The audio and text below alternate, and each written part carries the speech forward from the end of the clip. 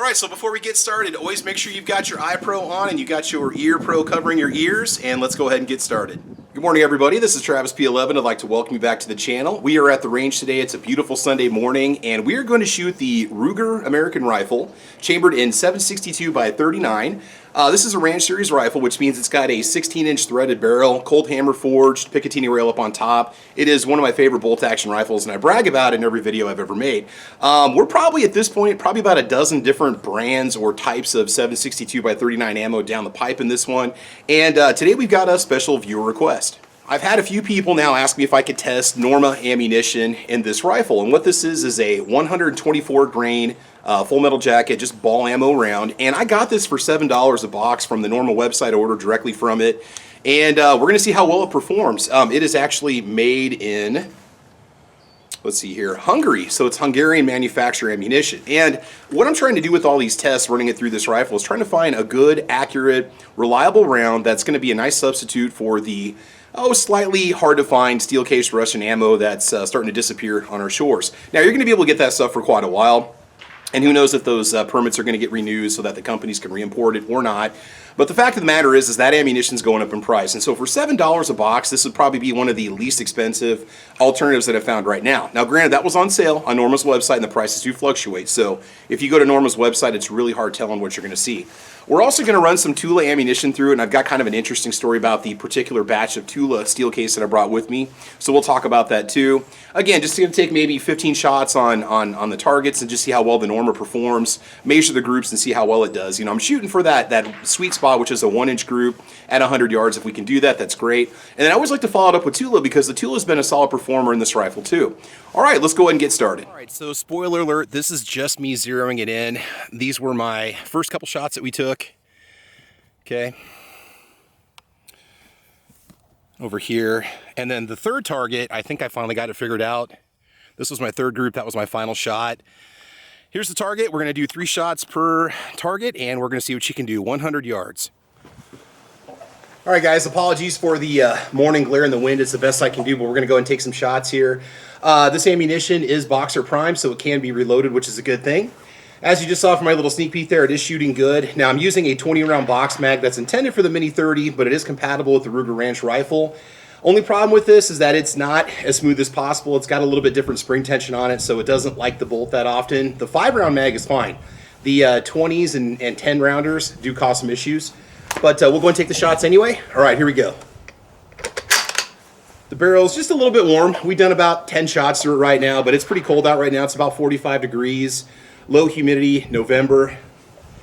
All right, so we'll start off with the center target first. Let's go ahead and get centered here, take our time.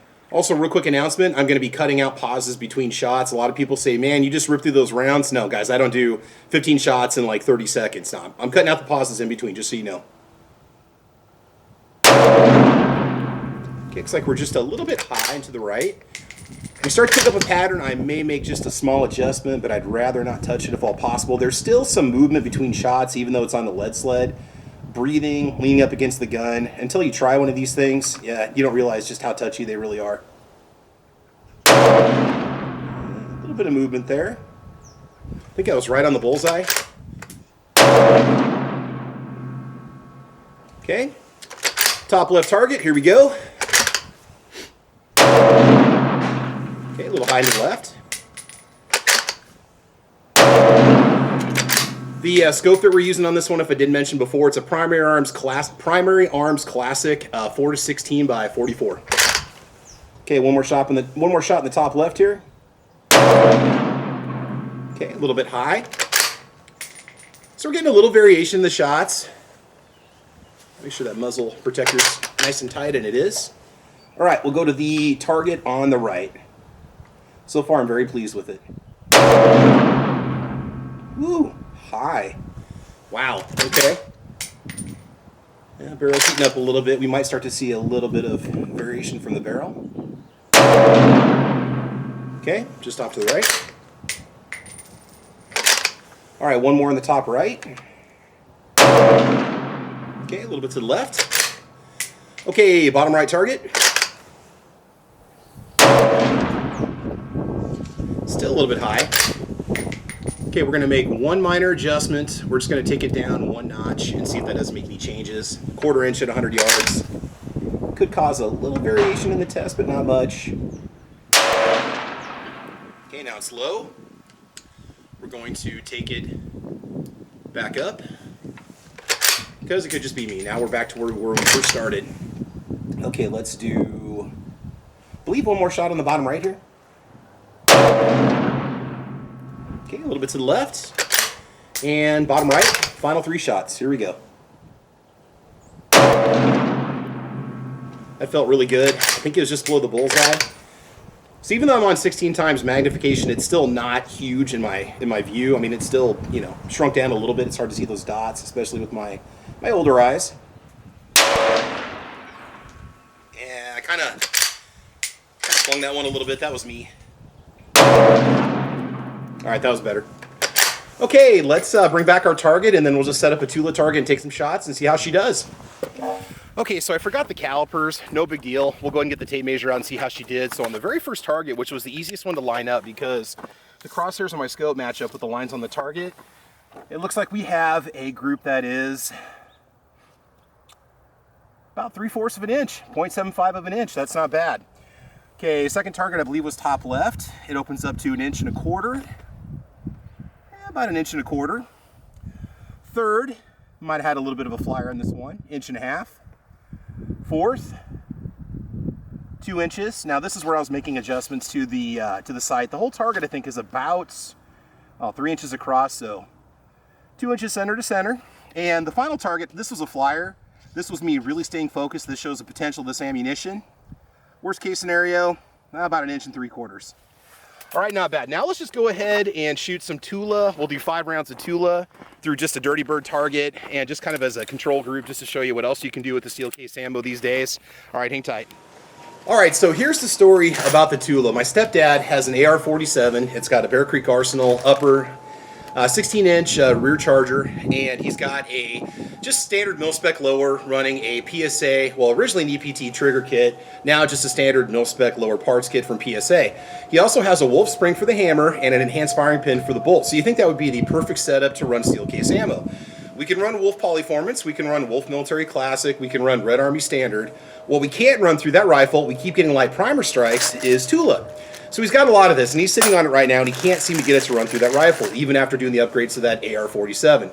Well, I tried running it through my AR pistol with an EPT lower on a PSA receiver, or lower receiver, and it wouldn't fire either. So that EPT trigger pack, when you get it from PSA, I think it's got a lighter spring, and so it could have been causing some issues. So we're going to try the Tula in this rifle. I think I've had maybe one light primer strike on this rifle ever since I got it.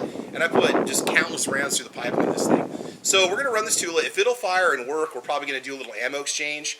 So again, this does work great with steel case ammo. It works great, obviously, with brass ammo. The Norma's showing some pretty good results. It's very promising. We're just going to do 5 rounds of Tula downrange, just as kind of a control group to show you what kind of accuracy you get with this also. And we'll go from there. So again, 5-round mag. Here we go. 100 yards.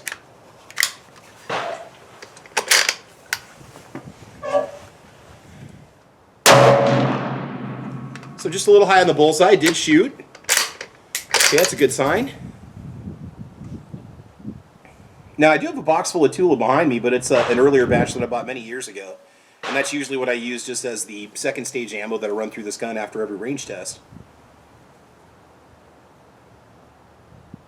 Okay, it's a little bit tighter. Still a little bit high and to the right. But again, we're not going to make any adjustments. A little low to the left. Could feel the gun kind of move there at the last moment before I pulled the trigger. Again, that target down there is only about 1.5 inches, maybe 2 inches wide at the tops, and so it kind of gives you an idea about the spread.